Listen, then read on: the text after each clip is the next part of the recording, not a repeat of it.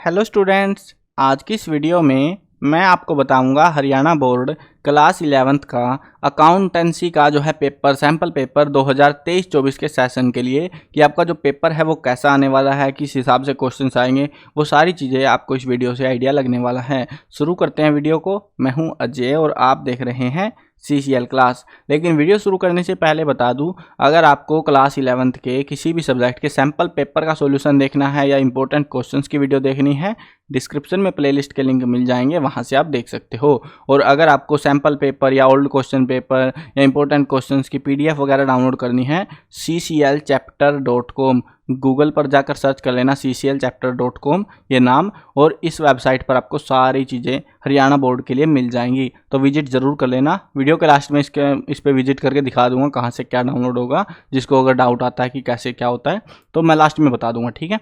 अब शुरू करते हैं फिलहाल पेपर हमारा अकाउंटेंसी का, हिंदी में कहते हैं लेखांकन। 3 घंटे का पेपर होगा आपका, 60 नंबर का पेपर होगा। इसमें आपको जो है 30% दिए जाएंगे, 21 पन्नों का पेपर आपका रहने वाला है। अब आगे बढ़ते हैं। आगे जो है हमको यहाँ पे पूरा बता रखा है कि ये जो है 1 से 15 तक के बहुविकल्पीय प्रश्न हैं, जिसमें 1 अंक निर्धारित है, यानी कि आपको 15 MCQ दिए गए हैं यहाँ पे। और अब की बार जो है ना, पिछले ईयर्स के जो पेपर्स थे, प्रीवियस ईयर पेपर्स, तो उनसे जो है कुछ नए, उनमें से MCQs के अंदर कुछ नए टाइप के क्वेश्चंस भी ऐड किए गए हैं, जो कि आपको मैं समझा दूंगा। उनमें कुछ मिस्टेक्स होने के आपके चांसेस हैं, और वो जो है 3 मार्क्स के रहने वाले। 3 मार्क्स का एक क्वेश्चन नहीं है, एक नंबर के 3 क्वेश्चन, 1 into 3, 3 नंबर के MCQs के अंदर ही दिए जाएंगे वो। और बाकी चीज़ें भी हैं जो आपको पता लगने वाली हैं इस वीडियो में। उसके बाद में आपको 2 नंबर के क्वेश्चन होंगे 16 से 21 तक में, अति लघु उत्तरीय, फिर लघु उत्तरीय प्रश्न होंगे 3 अंकों वाले प्रश्न 22 से 27, और फिर जो है 5 नंबर के 3 बड़े क्वेश्चन आपको दिए जाएंगे। और इनमें जो है आपको ऑप्शन भी प्रदान किया जाएगा। ऐसा नहीं है कि बिल्कुल ऑप्शन देंगे नहीं कि एक ही करना है मैंडेटरी, वैसा नहीं रहेगा, ऑप्शन भी मिलेगा साथ में। चलो अब करते हैं क्वेश्चंस को। प्रमाणक तैयार किया जाता है, वाउचर इज प्रिपेयर्ड फॉर, किसके लिए प्रिपेयर होता है? देखो, दोनों मीडियम में कराऊंगा, हिंदी मीडियम और इंग्लिश मीडियम, ताकि किसी को भी दिक्कत ना हो वीडियो देखने के बाद में। प्रमाणक तैयार किया जाता है नकद प्राप्त और भुगतान के लिए, कैश रिसीव्ड एंड पेड, नकद उधार बिक्री, कैश या फिर क्रेडिट सेल, नकद या उधार खरीद, कैश या फिर क्रेडिट परचेज, उपरोक्त सभी। तो किसके लिए रहेगा ये? उपरोक्त सभी, ऑल द अबव वाले के लिए। नेक्स्ट क्वेश्चन देखते हैं, निम्न में से कौन सा सही है? देयताएं इज इक्वल टू संपत्ति प्लस पूंजी। संपत्ति होती है देयताएं माइनस पूंजी, पूंजी इज इक्वल टू संपत्ति माइनस देयताएं, पूंजी बराबर संपत्ति प्लस देयताएं। इंग्लिश मीडियम भी देख लो। Which of the following is correct, इनमें से ऑप्शन कौन सा करेक्ट है? लायबिलिटीज जो है एसेट और कैपिटल का जो है एडिशन होता है। एसेट जो है लायबिलिटी माइनस कैपिटल, कैपिटल बराबर asset minus liability, capital is equal to asset plus liabilities. तो इनमें से कौन सा ऑप्शन हमारा सही रहेगा? वो ऑप्शन है हमारा option C, capital is equal to asset minus liabilities. तो वो हमारी कैपिटल होगी। नेक्स्ट क्वेश्चन देखते हैं, अर्जित आय है एक देयता, आगम, एक संपत्ति, एक व्यय, यानी कि एक्यूर्ड इनकम क्या है? एक लायबिलिटी है, एसेट है, रेवेन्यू है, एक्सपेंस है। तो वो क्या है? एक एसेट है। नेक्स्ट क्वेश्चन देखते हैं, लेखांकन की प्रक्रिया खालिस्तान से शुरू होती है और खालिस्तान के साथ समाप्त होती है। देखो, बोल तो रहे थे कि 15 जो है 15-16 कितने थे MCQ आएंगे, लेकिन वो ऐसे पोपट काट सकते हैं बीच में। उनको छूट है, खुली छूट है उस चीज़ की कि वो जो है 1 मार्क्स के simple fill in the blank या 1 वर्ड टाइप के आंसर भी आपको इसमें मिक्स करके दे सकते हैं। तो देखते हैं क्वेश्चन देखते हैं फिलहाल। लेखांकन की प्रक्रिया खालिस्तान से शुरू होती है और खालिस्तान के साथ समाप्त होती है। The process of accounting starts with fill in the blank and ends with fill in the blank. तो किसके साथ होती है वो बताना है। देखो, यहाँ पे पहले वाले में आएगा, लेखांकन की प्रक्रिया लेन देन की पहचान से शुरू होती है और सूचनाओं का संप्रेषण के साथ समाप्त होती है। इंग्लिश मीडियम वाले देखो, the process of accounting starts with identifying the transactions and ends with communicating information. समझ गए? ये आपको भरना रहेगा। आंसर की वैसे डाउनलोड कर लेना वेबसाइट से, आसान रहेगा आपको फिर करना। वास्तविक खाते के अभिलेखन का नियम बताइए। तो क्या नियम है? तो वो है, हिंदी में बता देता हूँ पहले, जो आया डेबिट और जो गया उसको बोलते हैं क्रेडिट। तो ये चीज़ें लिखनी है आपको 1 नंबर में, बस इतना सही है। State the rule of recording real account. तो वो क्या है? Debit what comes in and credit what goes out. तो ये हमको इस तरीके से लिखना है आंसर। ये आंसर हमारा रहेगा। नेक्स्ट क्वेश्चन देखो, ये बहुत प्यारे क्वेश्चन है, पहली बार इंट्रोड्यूस कर रहे हैं और आपके सारे पेपरों में इस टाइप के क्वेश्चन मिलेंगे। एक बार समझ लो, सारे पेपरों में सेम मेथड पे रहेगा। आपको जो है क्वेश्चन कैसे दिए जाते हैं वो बताता हूँ। आपको एक अभिकथन दिया जाता है जिसको बोलते हैं ए, एक कारण दिया जाता है जिसको बोलते हैं आर, और उसके बिहाफ पे ऑप्शन दिए जाते हैं 4। देखो ए, बी, सी और डी। पहले में ये लोग बोलते हैं अभिकथन ए और कारण दोनों सही हैं, लेकिन आर जो है अभिकथन का सही स्पष्टीकरण नहीं है। इसको ऑप्शन को ऊपर नीचे कर देते हैं, बस ये ज़्यादा कुछ नहीं करते। एक में मतलब ये बोल रहे हैं कि ए और आर दोनों सही है, दोनों सेंटेंस, और उसके बाद ए, ये जो क्या बोलते हैं रीजन दिया गया है आर, वो सही नहीं है। इसमें बोलते हैं कि आर रीजन भी सही है, सेंटेंस भी दोनों सही है। इसमें जो है बोलते हैं एक सही है और एक गलत है, यानी कि जैसे इसमें बोल रहे हैं केवल ए सही है यानी आर गलत है। यहाँ पर अभिकथन ए और कारण आर दोनों सही नहीं है, यानी कि दोनों ही गलत है। तो इस हिसाब से आपको ऑप्शन दिए जाते हैं। अब उसके लिए आपको क्या करना है, पहले इन दोनों सेंटेंसेस को पढ़ना है, उसके बाद आप आंसर डिसाइड करोगे। पहले पढ़ते हैं, जर्नल को मूल प्रविष्टि की पुस्तकें कहा जाता है। क्या ये सही है? हाँ सही है। लेजर को अंतिम प्रविष्टि की पुस्तकें कहा जाता है। क्या सही है? बिल्कुल सही है। अब यहाँ पे एक चीज़ ध्यान दो तुम, क्या ये चीज़ जो हमको पढ़ाई जा रही है, बताई जा रही है, जनरल को मूल प्रविष्टि की पुस्तकें कहा जाता है, अगर हम पूछे क्यों कहा जाता है तो क्या क्यों का सवाल यहाँ पे नीचे मिलेगा? क्या क्यों का जवाब है ये, लेजर को अंतिम प्रविष्टि की पुस्तकें कहा जाता है। क्या लग रहा है आपको? तो बिल्कुल नहीं लग रहा ना, मतलब ये अलग बात है भाई, अलग मैटर, पता नहीं क्या बात कर रहे हैं, ये अपनी बातें कर रहे हैं, बातें सही हैं लेकिन अपनी बातें चला रहे हैं। तो यहाँ पे ऑप्शन हो जाएगा हमारा ए, मतलब कि स्पष्टीकरण सही नहीं है लेकिन बाकी सेंटेंसेज इन्होंने सही दिए हैं। नेक्स्ट यहाँ पे इंग्लिश मीडियम वाले भी देख लो, journal is called the book of original entry. Journal is called book of original entry. क्या सेंटेंस सही है? बिल्कुल। Ledger is called the book of final entry.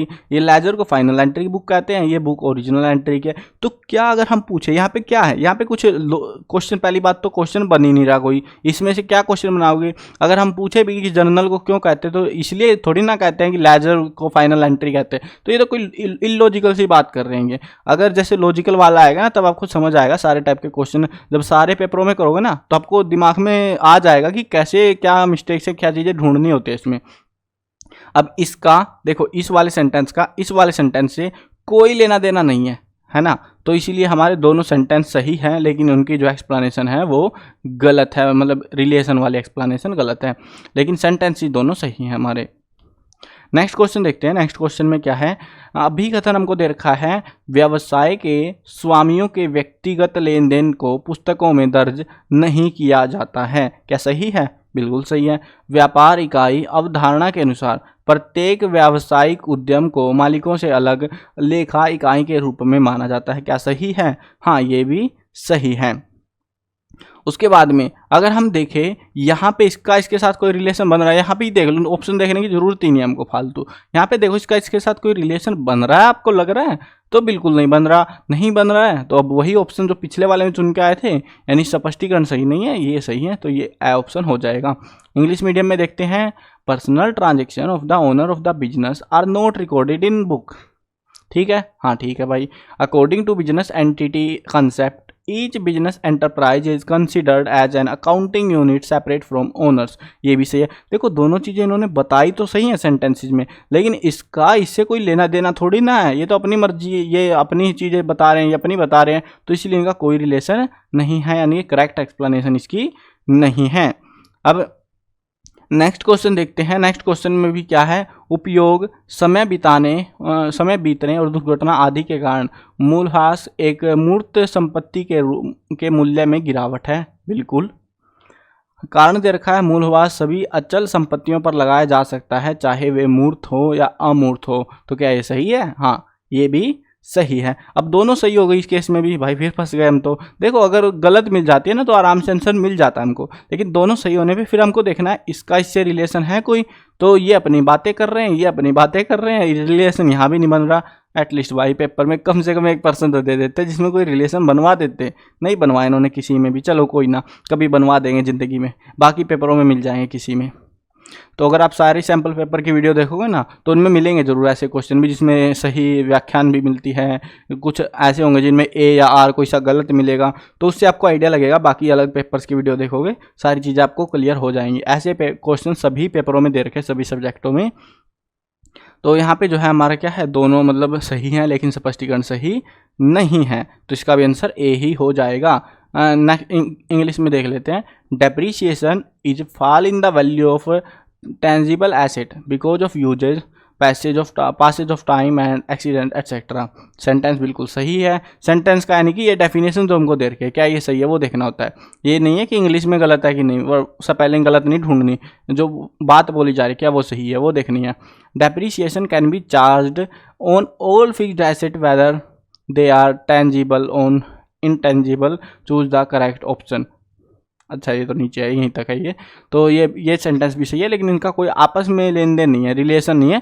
देखो रीजन है, रीजन का मतलब कारण। पहली बात तो इसमें से कोई सवाल ही नहीं बच रहा, अगर सवाल बचेगा तो वो इसका कारण सेटिस्फाई नहीं करेगा फिर, तो वो चीज़ें देखनी है। पहले ये देखो कि इसमें कोई सवाल बन भी पा रहा है कि नहीं। अगर बन पा रहा है सवाल तो वो सवाल का जवाब क्या ये वाला है आर, अगर जवाब है तो फिर सही हो जाएगा, नहीं है तो नहीं है। तो इसका ऑप्शन फिलहाल ए हो जाएगा हमारा, note correct explanation. Next question देखते हैं। क्रय बही में कौन से लेन देन दर्ज किए जाते हैं? तो कौन से किए जाते हैं? व्यापार में बेचने के लिए जो माल उधार पर खरीदा गया है उसको यहाँ पे दर्ज करते हैं। Which transaction are recorded in purchase book? तो कौन सी ट्रांजेक्शन होती है? वो है goods that are purchased for selling in business on credit. तो वो हमको यहाँ पे इसमें आंसर देना है। नेक्स्ट क्वेश्चन देखते हैं। आंतरिक उपयोगकर्ता व्यावसायिक इकाई के खालिस्तान है, फिल इन द ब्लैंक है। तो क्या है वो? तो वो है स्वामी या फिर कह लो प्रबंधक कह लो, दोनों ऑप्शन सही रहेंगे हमारे यहाँ पे। आंतरिक उपयोगकर्ता व्यावसायिक इकाई के स्वामी हैं। Internal users are fill in the blank of business entity. तो क्या रहेगा? Internal users are owners of the business entity, या फिर मैनेजमेंट भी लिख सकते हो यहाँ पे, मैनेजमेंट भी आपका आंसर में सही रहेगा। नेक्स्ट क्वेश्चन देखते हैं। दो पक्षीय त्रुटियों का उदाहरण देना है हमको। तो वो क्या रहेगा? दो पक्षीय त्रुटि। Give an example of two sided errors. Two sided errors की हमको बताना है, जैसे कि purchase of goods debited to furniture account any other as per examiner. तो वो चीज़ें यहाँ पे देखनी है हमको, मतलब एक नंबर में है, दो एग्जाम्पल आपको देने हैं इसके सिंपली। नेक्स्ट क्वेश्चन देखते हैं। Fill in the blank. देनदारियाँ हैं जिनका भुगतान 1 वर्ष के भीतर किया जाना है। तो क्या है वो? कौन सी देनदारियाँ हैं वो है हमारी चालू दायित्व। देनदारियां हैं जिनका भुगतान 1 वर्ष के भीतर किया जाना है। Fill in the blank are the liabilities which are to be paid within a year. तो कौन सी लायबिलिटी है वो लायबिलिटी है current liability are the liabilities which are to be paid within a year. ठीक है, next question देखते हैं। नेक्स्ट हमें एमसीक्यूज मिल गए, तो एमसीक्यूज देखते हैं। सुरेश को मजदूरी के तौर पर 1000 रुपये का भुगतान डेबिट किया गया। ठीक है भाई, कर दिया। सुरेश के खाते में, मजदूरी खाते में, व्यक्तिगत खाते, पूंजी खाता। चलो इंग्लिश में देखते हैं। Wages paid to Suresh ₹1000 will be debited to, किस में होंगे? सुरेश अकाउंट में, personal account, wage account, capital account. तो कौन से अकाउंट में होंगे वो होंगे वेज अकाउंट में, मजदूरी वाले खाते में आपके जो है जमा होंगे वेज अकाउंट, ये वाला। ठीक है, नेक्स्ट क्वेश्चन देखते हैं। बैंक समाधान विवरण तैयार किया जाता है रोकड़ बही के शेष से, पासबुक के शेष से, या तो रोकड़ बही के शेष से या फिर पासबुक के शेष से, ना ही रोकड़ बही के शेष से ना ही पासबुक के शेष से। अब इंग्लिश में भी देख लेते हैं एक बार। Bank reconciliation statement is prepared from, किससे होता है? Balance of cash book, balance of passbook. इधर बैलेंस ऑफ कैश बुक या फिर balance of passbook, neither of cash book nor passbook, या तो इन दोनों में से नहीं, या इन दोनों में से किसी से भी, या कोई सी एक स्पेसिफाइड है। तो वो हमसे यहाँ पे पूछी जा रही है, तो वो है यहाँ पे सी ऑप्शन। दोनों में से किसी में से भी वो कर सकते हैं। बैलेंस ऑफ कैश बुक से भी कर सकते हैं, पासबुक से भी कर सकते हैं। नेक्स्ट क्वेश्चन देखते हैं। देय वेतन रोकड़ बही के खालिस्तान में दिखाई देगा। रसीद, भुगतान, कॉन्ट्रा प्रविष्टियाँ, इनमें से कोई नहीं। Salary due will appear in fill in the blank of cash book, किस में होगा? Receipt, payment, contra entry, none of these. तो किस में होने वाला है वो होने वाला है हमारा नन ऑफ दीज, किसी में भी नहीं है इनमें से, डी ऑप्शन हमारा रहेगा। नेक्स्ट देखते हैं। यहाँ पे अभी आएंगे हमारे पास में बड़े क्वेश्चन, 2-2 नंबर के क्वेश्चन आ चुके हैं। परिभाषित करना है। माल किसको कहते हैं, खर्चा क्या होता है, लेनदार क्या होता है, आहरण क्या होता है। इंग्लिश में भी देख लो, define goods, expenditure, creditor, drawings. तो इन चीज़ों की आपको सिंपली डेफिनेशन देनी है। अब ये डेफिनेशन जो है आधे नंबर की एक डेफिनेशन है, क्योंकि 4 क्वेश्चन दे रखे हैं यहाँ पे, तो उसी हिसाब से आप सेपरेट आउट करके भी अंदाजा लगा सकते हो। जैसे कि गुड्स है, गुड्स में क्या लिखेंगे, the things which are bought and sold by businesses are called goods. Goods में be the raw material, work in progress of finished goods. In accounting when goods are purchase it is written as purchases, when goods are sold it is written as sales. तो इस तरीके से आपको ये लिखनी है। Definition अपने हिसाब से भी बना सकते हो, जो भी आपको इजी लगे, जो आपने लिखी हो, याद करी हो, उस हिसाब से भी बना सकते हो, जो भी आपको सुविधा अनुसार लगे। वैसे ही हिंदी वाले करना। देखो यहाँ पे मैं आगे जो क्वेश्चंस आएंगे इनके आंसर्स नहीं करा रहा, क्योंकि ये आंसर बेसिकली याद करने वाले टाइप के क्वेश्चंस हैं। इनको आपको अगर खुद ही सोल्व करके देखोगे ना, खुद याद करोगे, तो ज़्यादा बेटर रहेगा। आंसर की डाउनलोड कर लेना, उसमें आपको सुविधा मिलेगी। अब यहाँ पे देखो आगे 2 नंबर के क्वेश्चन है, जिसमें हमको ऑप्शन दिया गया है। फिर आएगा हमारा 2 नंबर का कुछ इस टाइप का क्वेश्चन, विवरणों का अंतिम स्टॉक की गणना करनी है यहाँ पे।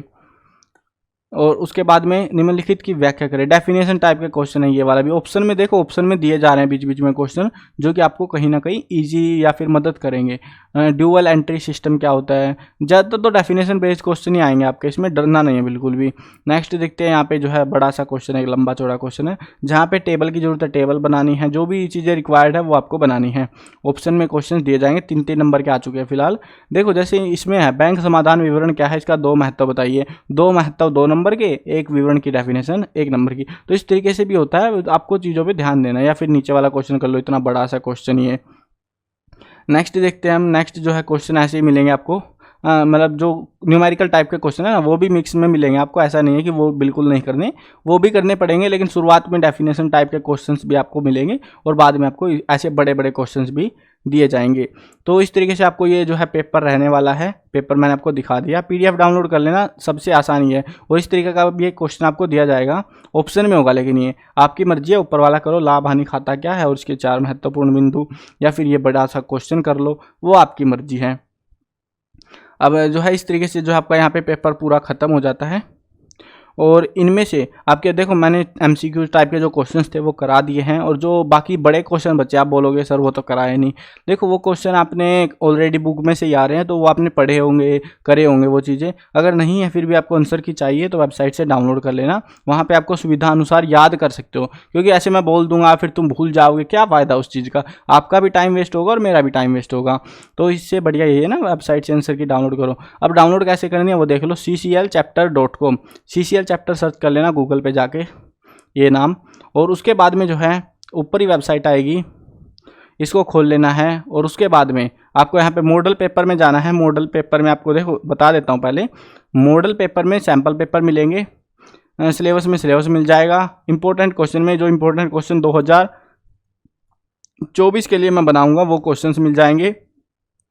ओल्ड क्वेश्चन पेपर में आपको पिछले सभी सालों के पेपर्स मिल जाएंगे। तो यहाँ से आप इस तरीके से जा सकते हो। फिलहाल हमें सैम्पल पेपर चाहिए, मॉडल पेपर में जाना है, हरियाणा बोर्ड चूज करना है। बाकी बोर्ड के भी यहाँ पे प्रोवाइड करा रखे हैं मैंने, अगर बाकी बोर्ड से कोई स्टूडेंट है तो। अब फिलहाल हमको हरियाणा बोर्ड चूज करना है, और HBSC क्लास 11 सैम्पल पेपर में जाना है। और यहाँ पे ये रहा आपका अकाउंटेंसी का paper, business study, economic, history, बाकी सब्जेक्टों के भी यहाँ पे पेपर विद आंसर की यहाँ पे अपलोड कर रखे हैं। तो ये आप डाउनलोड कर सकते हो जिसका भी। देखो अगर पेपर चाहिए पेपर पे क्लिक करो, आंसर की चाहिए आंसर की पे क्लिक करो। तो इस तरीके से आप यहाँ पे डाउनलोड कर सकते हो सारी चीज़ें। तो आई होप समझ में आ गया होगा। वेबसाइट से कर लेना ये डाउनलोड वगैरह आंसर की। उसमें आपको सभी क्वेश्चन के आंसर, जैसे न्यूमेरिकल है, न्यूमेरिकल के भी आंसर निकाल के दिखाए गए हैं बाकायदा, ताकि आपको कहीं पर कोई डाउट ना बचे। तो वो चीज़ें कर लेना, वहीं से आपको अच्छे से समझ में भी आ जाएगा। मिलते हैं नई वीडियो में, बाय बाय।